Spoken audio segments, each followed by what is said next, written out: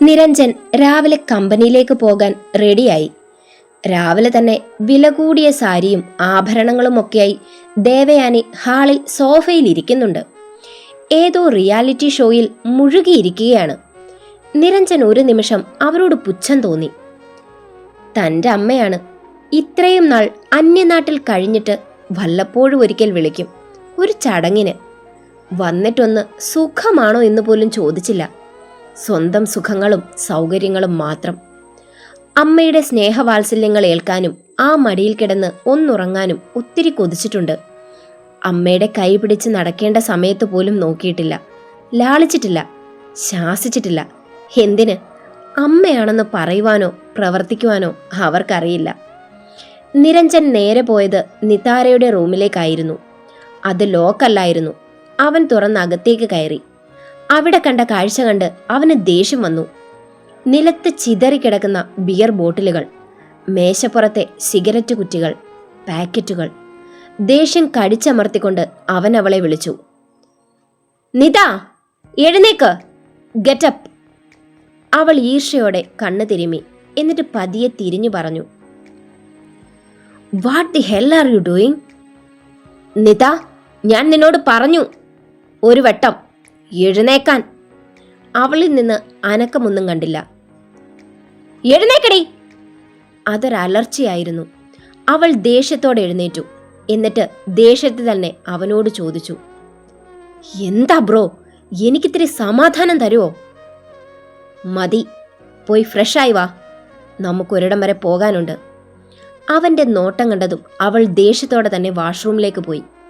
അവൻ സെർവൻസിനെ വിളിച്ച് ആ റൂം ക്ലീൻ ചെയ്യാൻ പറഞ്ഞു. എന്നിട്ട് ഹാളിലുള്ള സോഫയിൽ പോയിരുന്നു. ദേവയാനി അപ്പോഴേക്കും ഷോപ്പിങ്ങിന് പോയിരുന്നു. നിരഞ്ജൻ കണ്ണുകൾ അടച്ചു വെച്ച് ഓർമ്മയിൽ മുഴുകി.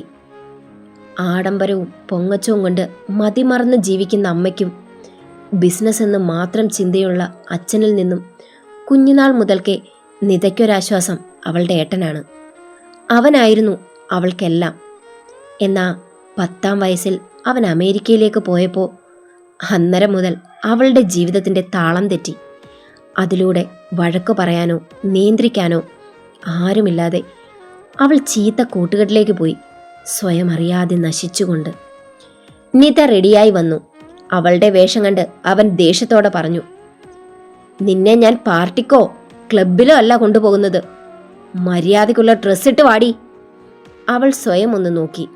ക്രീം കളർ ഓഫ് ഷോൾഡർ ടോപ്പും ഷോർട്ട് ടോപ്പും വൈറ്റ് കളർ ഷോർട്സുമായിരുന്നു വേഷം.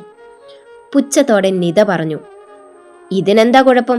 എൻ്റെ കയ്യിൽ ഇങ്ങനത്തെ ഡ്രസ്സ് മാത്രമേ ഉള്ളൂ. നിരഞ്ജൻ ദേഷ്യത്തോടെ അവൻ്റെ മുറിയിലേക്ക് പോയി. എന്നിട്ടൊരു കവറുമായി വന്നു. അതവളുടെ കയ്യിലേക്ക് കൊടുത്തിട്ട് പറഞ്ഞു, പോയി ഇതിട്ടിട്ട് വാ. അവൾ അത് വാങ്ങി തുറന്നു നോക്കി. ഒരു ചുരിദാറായിരുന്നു അത്. ദേഷ്യത്തോടെ അവൾ നിലത്തേക്കിട്ട് പറഞ്ഞു, നോ, ഇങ്ങനത്തെ ഡ്രസ്സൊന്നും ഞാൻ ഇടാറില്ല. അതെടുക്ക്. എന്നാ നിത പുച്ഛത്തോടെ മുഖം തിരിച്ചു. പക്ഷെ അവൻ്റെ തറപ്പിച്ചുള്ള നോട്ടത്തിനു മുന്നിൽ അവൾ അതെടുത്ത് മുറിയിലേക്ക് പോയി. കുറച്ച് നിമിഷങ്ങൾക്ക് ശേഷം തിരിച്ചു വന്നു. അതവൾക്ക് നന്നായി ചേരുമായിരുന്നു. പക്ഷെ നിതയുടെ മുഖം ക്രോധം കൊണ്ട് നിറഞ്ഞിരുന്നു.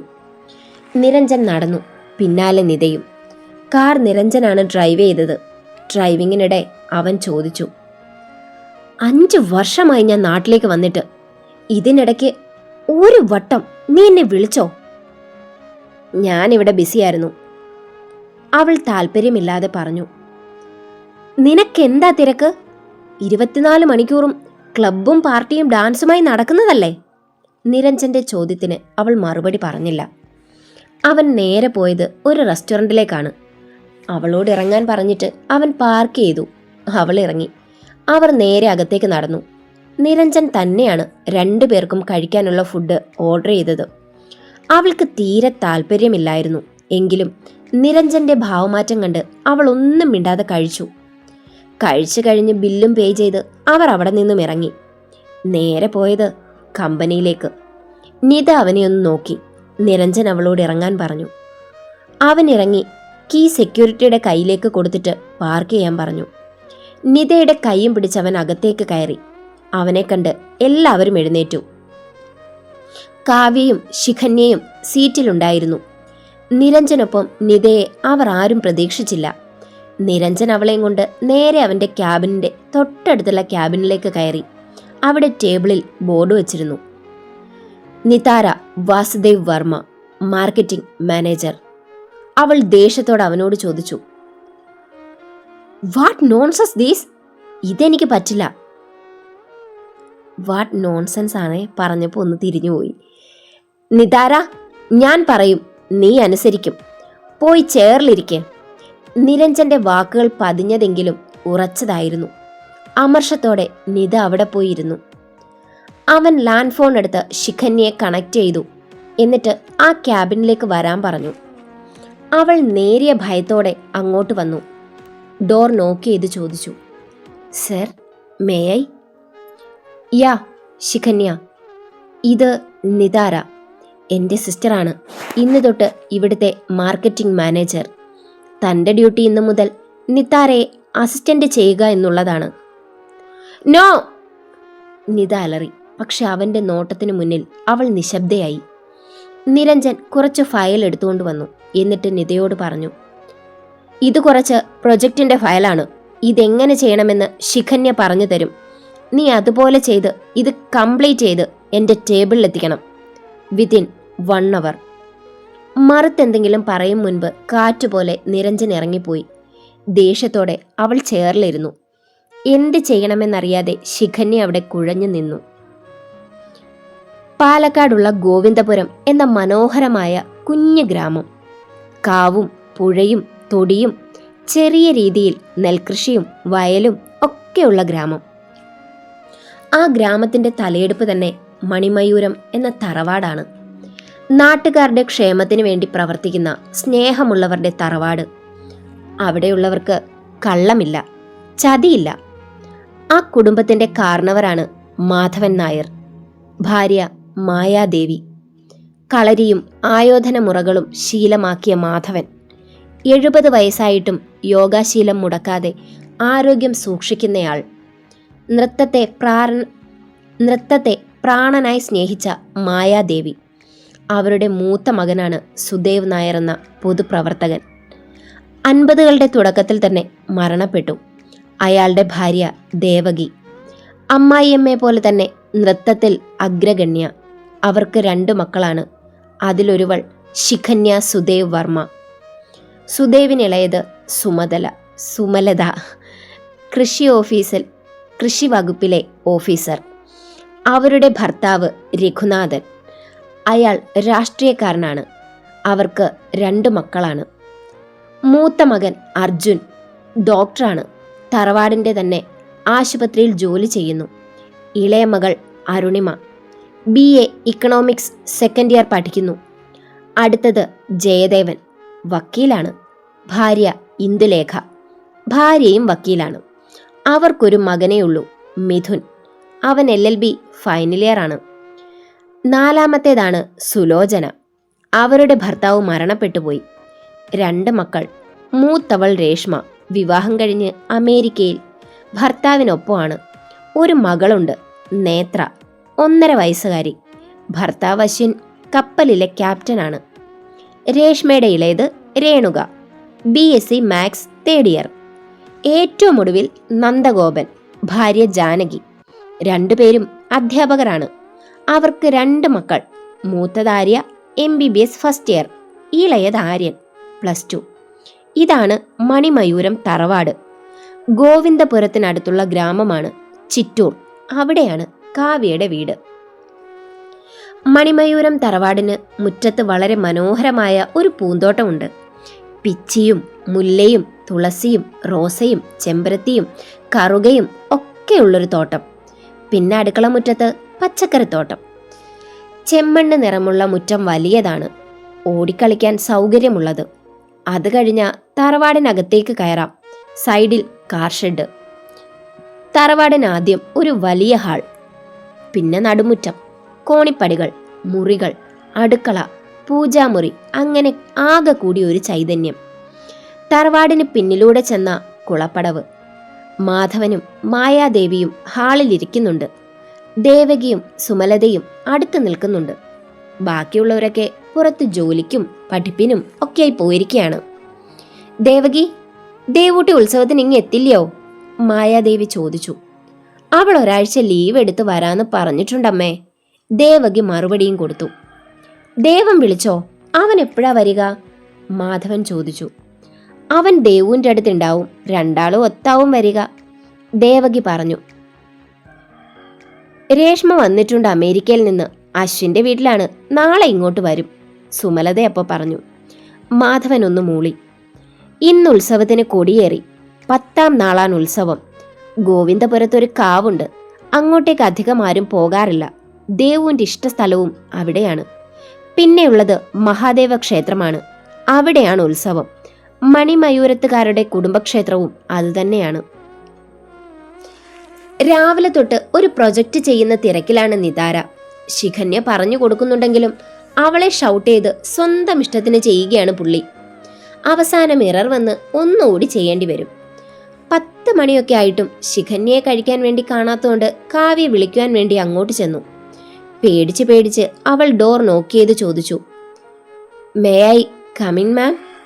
നിതാര അവളെ നോക്കി. പ്രോജക്റ്റ് തെറ്റിയ ദേഷ്യത്തിൽ പറഞ്ഞു, who the hell are you bloody? Kavya പെട്ടെന്ന് എന്തു പറയണമെന്നറിയാതെ കുഴങ്ങി. ശിഖന്യ അവളോട് പോകാൻ കണ്ണു കാണിച്ചു. കാവ്യ ഒന്നുമില്ലെന്ന് പറഞ്ഞിറങ്ങി. ശിഖന്യ പറഞ്ഞു കൊടുത്ത് അവൾ അവസാനം അത് ശരിയാക്കി. ഫയൽ സേവ് ചെയ്യാൻ പോയപ്പോൾ മെസ്സേജ് വന്നു. അത് കണ്ട് അവൾ ദേഷ്യത്തോടലറി. ശിഖന്യ കാര്യമറിയാതെ നോക്കി. സത്യം പറഞ്ഞ അവൾക്ക് ചിരിയാണ് വന്നത്. ഇത്രയും നേരം കഷ്ടപ്പെട്ട് ചെയ്ത ഡീലിങ്സ് കഴിഞ്ഞൊരു പ്രൊജക്റ്റിന്റെ ഫയലാണ്. നിതാര ചാടിത്തുള്ളി ഓഫീസിൽ നിന്ന് എഴുന്നേറ്റ് നിരഞ്ജന്റെ ക്യാബിനിലേക്ക് പോയി. അപ്പോഴേക്കും സമയം 3:30 കഴിഞ്ഞിരുന്നു. ശിഖന്യ ഒന്നും കഴിച്ചിരുന്നില്ല. കഴിക്കാൻ നിതാര അനുവദിച്ചില്ല. ഇടയ്ക്കെപ്പോഴോ അവൾ ചോദിച്ചപ്പോൾ വയറ് നിറയെ ചീത്ത കിട്ടി. പക്ഷെ 1:30 ആയപ്പോൾ ഫയൽ ചെക്ക് ചെയ്യാൻ ഏൽപ്പിച്ചിട്ട് അവൾ ക്യാൻറ്റീനിലേക്ക് പോവുകയും ചെയ്തു. ഇത് കണ്ട് കാവ്യയ്ക്കും ദേഷ്യം വരുന്നുണ്ട്. നിരഞ്ജൻ ഫയൽ ചെക്ക് ചെയ്ത് ഒരു മെയിൽ അയച്ചുകൊണ്ടിരുന്നപ്പോഴാണ് നിധി അങ്ങോട്ട് കയറി വന്നത്. ഹേയ് മിസ്റ്റർ, ഈ ഫയൽ എക്സിസ്റ്റഡ് ആണ്, അവൾ കോപത്തോടെ പറഞ്ഞു. അതെ ആണ്, അവളുടെ മുഖത്ത് നോക്കാതെ അവൻ പറഞ്ഞു. പിന്നെന്തിനാ എന്നെ കൊണ്ട് ഇത് ഇത്ര കഷ്ടപ്പെട്ട് ചെയ്യിച്ചത്? ലാപ്പിൽ നിന്ന് അവളുടെ മുഖത്തേക്ക് നോക്കി അവൻ പറഞ്ഞു. കഷ്ടപ്പാടോ? ഇത് ഞാൻ നിനക്ക് രാവിലെ 9 മണിക്ക് തന്നതാ. ഇപ്പൊ സമയം 3:30, അതായത് 5.5 മണിക്കൂർ എടുത്തു. സാധാരണ ഒരു ഫയൽ ചെയ്യാൻ കൂടിപ്പോയാ 1 മണിക്കൂറേ എടുക്കൂ. അവൾ ദേഷ്യത്തോടെ അത് വലിച്ചെറിഞ്ഞു. അവൻ തറപ്പിച്ചൊന്ന് നോക്കി. ഇത് കമ്പനിയാ, വീടല്ല. ആങ്ങളെയാണെന്നും പറഞ്ഞ് പേടിപ്പിക്കാൻ. അവൾ ആ നോട്ടത്തിന് മുന്നിൽ കുലുങ്ങിയില്ല. അതെ, ഇത് വീടല്ല, കമ്പനിയാ. ഞാൻ നിന്റെ ആങ്ങളെയല്ല, ഈ കമ്പനിയിലെ MD ആണ്. എടുക്കടിയത്. നിരഞ്ജന്റെ ഉറച്ച സ്വരത്തിൽ പതറി അവൾ അതെടുത്തു. അടുത്ത ഫയലെടുത്ത് അവളുടെ കയ്യിൽ കൊടുത്തിട്ട് അവൻ പറഞ്ഞു, വേഗം ഇത് ചെയ്ത് തീർത്തിട്ട് വാ, ഇത് തീർന്നാലേ ഇന്ന് വീട്ടിൽ പോകൂ. അവൾ ദേഷ്യത്തോടെ ഇറങ്ങിപ്പോയി. അത് കാണെ അവന്റെ കണ്ണുകളിൽ പുഞ്ചിരി തിളങ്ങി. കാവ്യ കുറുപ്പിന്റെ ക്യാബിനിലേക്ക് പോയി. അയാൾ അവളെ കണ്ട് ചോദിച്ചു, എന്താ കാവ്യ? സർ, എനിക്കൊരു കാര്യം പറയാനുണ്ട്. എന്ത് തെറ്റ് ചെയ്തിട്ടാ ശിഖന്യെ ഇങ്ങനെ ടോർച്ചർ ചെയ്യുന്നത്? ഇന്ന് നേരം വെളുത്തിട്ട് അവൾ ഒന്നും കഴിച്ചിട്ടില്ല. കഴിക്കാൻ നിതാര മേഡം സമ്മതിച്ചിട്ടുമില്ല. അത് കേട്ട് അയാൾ നിശബ്ദനായി. കാവ്യ പറഞ്ഞു, അവളുടെ അവസ്ഥ കണ്ട് പറഞ്ഞു പോയതാ സർ, ക്ഷമിക്കണം. കാവ്യ പോയതും അയാൾ നിരഞ്ജനെ വിളിച്ച് വരാൻ പറഞ്ഞു. അവൻ വന്നപ്പോൾ അയാൾ പറഞ്ഞു, മോനിരിക്കെ. എന്താ അങ്കിൾ വിളിച്ചത്? അവൻ ചോദിക്കുന്നത് കേട്ട് അയാൾ പറഞ്ഞു, അത് മോനെ, ശിഖന്യ ഒരു പാവം കുട്ടിയാ. അവൾക്ക് തെറ്റ് ചെയ്യാൻ അറിയില്ല. അവളെ ഇങ്ങനെ ദ്രോഹിക്കണ്ടായിരുന്നു. അയ്യോ, അങ്കിൾ എന്തൊക്കെയാ പറയുന്നേ? എനിക്കറിയാം, ശിഖന്യ നല്ലൊരു സ്റ്റാഫാണ്. മനസ്സിൽ കള്ളമില്ലാതെ അവൾ ജോലി ചെയ്യുന്നുമുണ്ട്. നിരഞ്ജൻ പറയുന്നത് കേട്ട് അയാൾ സംശയത്തോടെ ചോദിച്ചു, പിന്നെ എന്തിനാ മോൻ അവളെ നിതയുടെ PA ആക്കിയത്? പാവം, ആ മോൾ ഒന്നും കഴിക്കാൻ കൂടി നിത സമ്മതിച്ചിട്ടില്ല. അത് കേട്ട് നിരഞ്ജന് ദേഷ്യം വന്നു. സോറി അങ്കിൾ, അവൾ ഇങ്ങനെ ചെയ്യുമെന്ന് ഞാൻ കരുതിയില്ല. നിരഞ്ജൻ നേരെ പോയത് നിതാരയുടെ അടുത്തേക്കാണ്. അപ്പോഴേക്കും 5:30 ആയിരുന്നു. 5 മണിക്ക് ഡ്യൂട്ടി ടൈം കഴിഞ്ഞ് അവൾ പോകാനിറങ്ങും. ഇന്നും പോയിരുന്നു. നിത ഫയൽ കംപ്ലീറ്റ് ചെയ്ത് എഴുന്നേറ്റു. അവൻ എന്തോ തീരുമാനിച്ചുറച്ചതുപോലെ ഒന്നും പറഞ്ഞില്ല. അവർ നേരെ വീട്ടിലേക്ക് പോയി.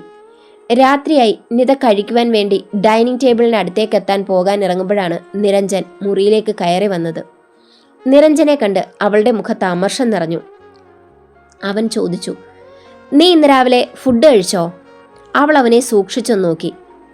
നമ്മൾ ഒന്നിച്ചല്ലേ ഫുഡ് കഴിച്ചത്? അതെ. നീ അപ്പോൾ രാവിലെയും ഉച്ചയ്ക്കും കഴിച്ചു. എന്നിട്ട് ശിഖന്യയെ നീ ഫുഡ് കഴിക്കാൻ സമ്മതിച്ചോ? ആ കുട്ടിയെ പട്ടിണി കെട്ടില്ലേ? അതുകൊണ്ട് നീ രാത്രി ഒന്നും കഴിക്കണ്ട. അവൾക്ക് പറയാനുള്ളത് കേൾക്കാതെ അവൻ മുറിയിൽ നിന്ന് പുറത്തിറങ്ങി വാതിലടച്ചു പൂട്ടി. അകത്തു നിന്നുള്ള അവളുടെ ഒച്ച കേട്ടില്ലെന്ന് നടിച്ച് അവൻ നടന്നുപോയി. ഫോൺ റിങ് ചെയ്തത് തീരുന്നതല്ലാതെ അവൻ കോൾ എടുക്കുന്നുണ്ടായിരുന്നില്ല. 3-4 തവണയായപ്പോൾ അവൾ ദേഷ്യത്തോടെ ഫോൺ ബെഡിലേക്കിട്ടിട്ട് വാഷ്റൂമിലേക്ക് പോയി. അപ്പോഴാണ് അവൻ വന്ന് ടേബിളിലിരുന്ന ഫോൺ എടുത്തത്. എൻ്റെ പൊന്ന് തമ്പുരാനെ, 4 മിസ്ഡ് കോൾ! എന്നെ ഇന്നവൾ കൊല്ലും. അവൻ ലേശം പേടിയോടെ തിരിച്ചു വിളിച്ചു. വാഷ്റൂമിൽ നിന്നിറങ്ങിയ ശിഖന്യ ദേഷ്യത്തോടെ കോളെടുത്തു. ഡാ പട്ടി തെണ്ടിച്ചെറ്റേ, നീ ഏത് കാട്ടുമുക്കിലാടാ ഉള്ളത്? അവിടെ ആരാ? നിന്റെ അമ്മാവൻ ചാവാൻ കിടക്കുന്നുണ്ടോ? നീ അവിടെ പോയി കാവലിരിക്കാൻ? എടാ വൃത്തികെട്ടവനെ, കാട്ടുകോഴി! ആരുടെ പിറകെയാടാ ഇപ്പം നിന്റെ നടപ്പ്? ഒറ്റ ശ്വാസത്തിലുള്ള അവളുടെ തെറിവിളി കേട്ട് അവൻ ചെവിക്കടുത്തു നിന്നും ഫോൺ കുറച്ച് മാറ്റി പിടിച്ചു. പിന്നെ ചെവിയിലോട്ട് കാറ്റ് കയറുമെന്ന് ഉറപ്പാക്കിയിട്ട് അവൻ തിരിച്ചു പറഞ്ഞു, ഡീ പൊന്നെ ചക്കരെ, ഞാനിവിടെ ഇത്തിരി ബിസിയായിരുന്നടി. ഭ നാറി, 24 മണിക്കൂറും പെൺപിള്ളേരുടെ പിറകെ നടക്കണ അവൻ ബിസിയാണ് പോലും. അവൾ ചൂടായി. മര്യാദയ്ക്ക് നാളെ നേരം വെളുക്കുമ്പോൾ ഇവിടെ എൻ്റെ മുന്നിലുണ്ടാവണം. ഇല്ലേ അമ്മയെ വിളിച്ച് ഞാൻ പറഞ്ഞു കൊടുക്കും മോൻ്റെ വീരസാഹസ്യങ്ങൾ. എൻ്റെ പൊന്നല്ലേ, നാളെ രാവിലെ നിന്റെ മുന്നിൽ ഞാനുണ്ടാവും, ഉറപ്പ്. അവൻ്റെ ഒലക്കേല ഉറപ്പ്. ശിഖന്യ കോൾ കട്ട് ചെയ്തിട്ട് പോയി. അവൻ ഫോൺ കട്ട് ചെയ്തതും അടുത്ത ചേറിലിരുന്ന വരുൺ കളിയാക്കി ചിരിച്ചു. എന്നിട്ട് പറഞ്ഞു, കിട്ടിയോ പെങ്ങടെ കയ്യിൽ നിന്ന് വയറ് നിറച്ച്? കിട്ടി ബോധിച്ചു. അവൻ ശ്വാസം ഒന്ന് വലിച്ചു വിട്ടു. അപ്പം അടുക്കളയിൽ നിന്ന് ഫുഡും എടുത്തുകൊണ്ട് വന്ന നന്ദൻ അവനോട് പറഞ്ഞു, ഹാ, നാട്ടുകാരുടെ മുന്നിൽ അടക്കവും ഒതുക്കവും ഒക്കെയുള്ള പെണ്ണ് ഇത്രയും സംസ്കാര സമ്പന്നയാണെന്ന് നമുക്കല്ലേ അറിയൂ. അഞ്ഞ് പോടാ. അവൻ നന്നായിട്ടങ്ങ് പുച്ഛിച്ച് ബാഗ് പാക്ക് ചെയ്യാൻ പോയി. ഇത് ശ്രീദേവ് സുദേവ് നായർ, ശിഖന്യയുടെ ട്വിൻ ബ്രദർ. അവളെക്കാളും 2 മിനിറ്റ് മൂത്തവൻ. വീട്ടിലെല്ലാവർക്കും അവൻ ദേവനാണെങ്കിൽ അവൾക്കവൻ ശ്രീയാണ്. എല്ലാ കാര്യത്തിനും കാണും രണ്ടും പരസ്പരം സപ്പോർട്ട്.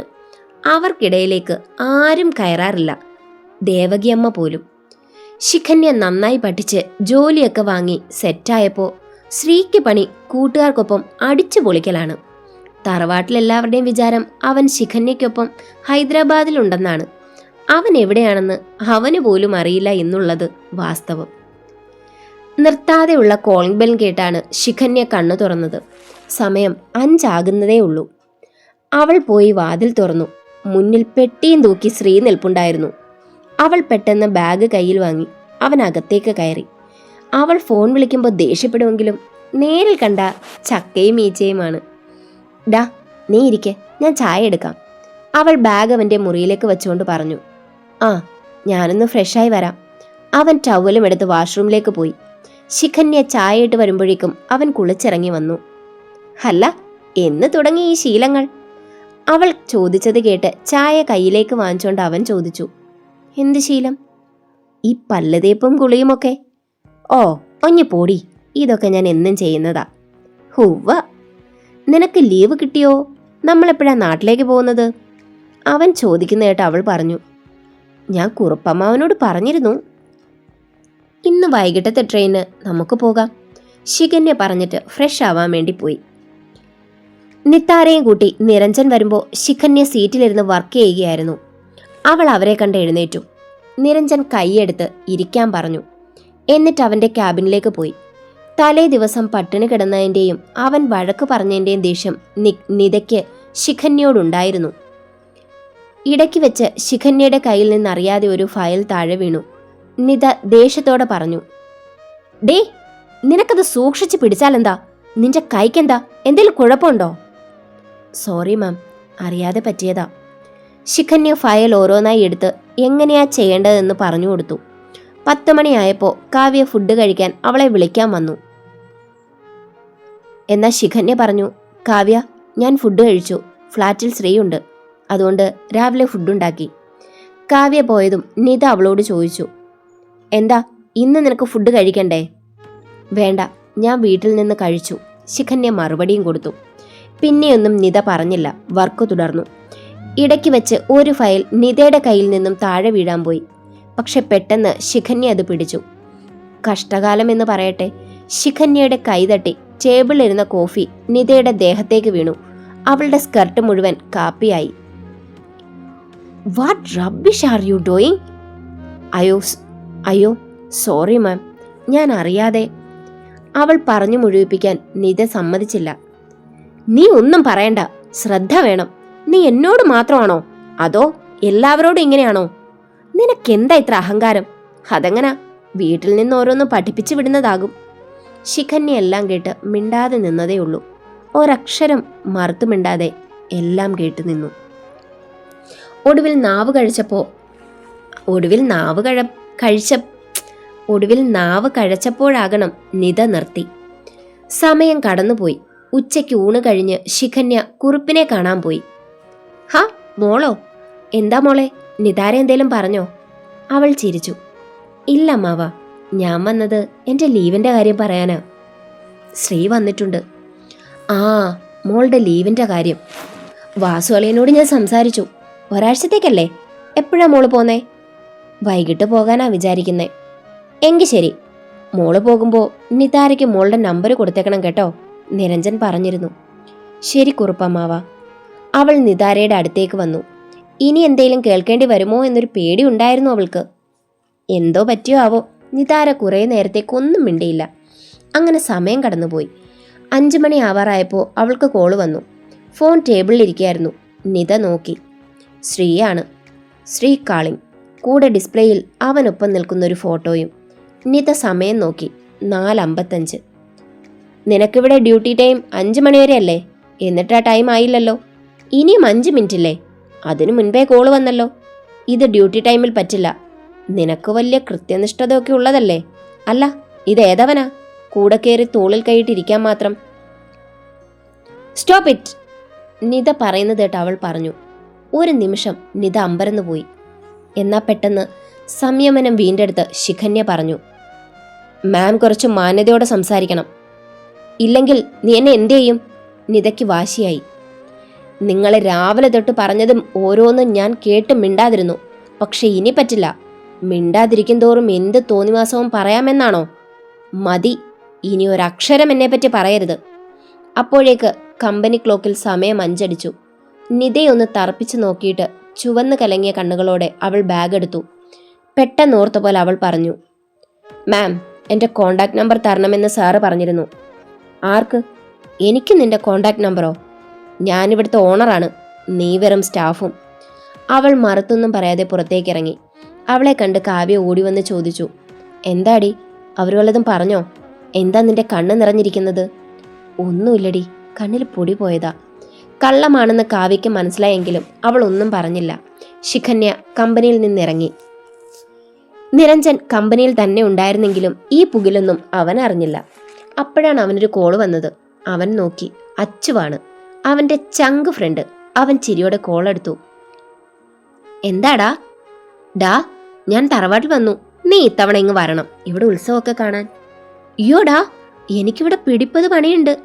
അതൊന്നും എനിക്ക് കേൾക്കണ്ട, ഇവിടെ എത്തിയേ പറ്റുള്ളൂ. രേഷവും പറഞ്ഞിട്ടുണ്ട് നിന്നെ കൊണ്ടുവരാൻ.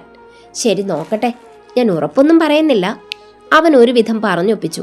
നിരഞ്ജന്റെ ക്ലോസ് ഫ്രണ്ടാണിത്, അച്ചു. അവർ ഒരുമിച്ച് അമേരിക്കയിൽ പഠിച്ചവരാണ്. നിരഞ്ജൻ വീട്ടിൽ പോകാൻ വേണ്ടി ഇറങ്ങി കുറുപ്പമ്മാവനെ കാണാൻ വേണ്ടി പോയി. അയാൾ പറഞ്ഞു, മോനെ, ശിഖന്യ മോള് നാട്ടിൽ പോകുക, ഒരാഴ്ചത്തേക്ക് ലീവാണ്. ആണോ? എന്നിട്ട് എന്നോട് പറഞ്ഞില്ലല്ലോ. അയ്യോ മോനെ, ഞാൻ നേരത്തെ പറയാൻ വിട്ടുപോയി, അതാ. പിന്നെ എനിക്ക് നിന്നോടൊരു കാര്യം പറയാനുണ്ട്. എന്താ അങ്കിളെ? പറയാം, മോനിരിക്കെ. അവൻ അയാൾക്ക് മുന്നിൽ ചെയറിലേക്കിരുന്നു. മോന് ഞാൻ പറയാതെ തന്നെ അറിയാലോ, ശിഖന്യ മോൾ ഒരു പാവമാണ്. അളിയൻ പലപ്പോഴും ചിന്തിച്ചിട്ടുണ്ട് നിതയ്ക്ക് പകരം അവളായിരുന്നു മോളെങ്കിലെന്ന്. ആ കുട്ടിക്ക് നല്ല വിഷമമുണ്ട്, പക്ഷെ അത് പുറത്തു പറയില്ല. മോൻ നിതയോട് പറയണം അവളെ വിഷമിപ്പിക്കരുതെന്ന്. നിരഞ്ജൻ പെട്ടെന്ന് വല്ലാതായി. അവൻ പറഞ്ഞു, അങ്കിൾ, എനിക്കറിയാം നിതയെ നന്നാക്കാൻ ഇപ്പൊ ശിഖന്യയ്ക്കേ കഴിയൂ. പക്ഷെ എൻ്റെ തീരുമാനം തെറ്റായി പോയോ? അയാൾ ചെറുചിരിയോടെ പറഞ്ഞു, ഇല്ല മോനെ, പക്ഷേ ഒന്ന് ശ്രദ്ധിക്കണം. അവൻ തലയാട്ടി പുഞ്ചിരിച്ചിട്ട് അവിടെ നിന്നും ഇറങ്ങി. നിതയെയും കൊണ്ടാണ് അവൻ പോയത്.